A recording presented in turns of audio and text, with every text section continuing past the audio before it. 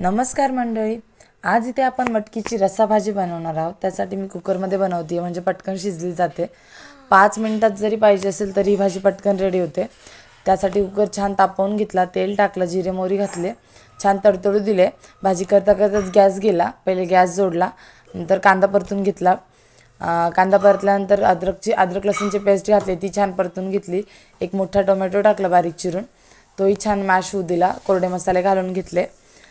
ते छान असे शिजल्यानंतर याच्यात भिजवलेली मोड आलेली मटकी स्वच्छ धुवून घेतली, ही घालून घेतली. हे पण 2 मिनिटभर असंच परतू दिलं.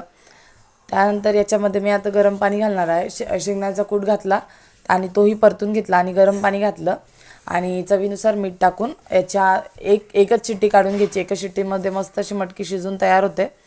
एक शिट्टी झाली, मस्त शिट्टी काढून घेतली. मटकीची भाजी तयार आहे. कोथिंबीर घालून घेतली आणि लगेच डब्यामध्ये सर्व केली.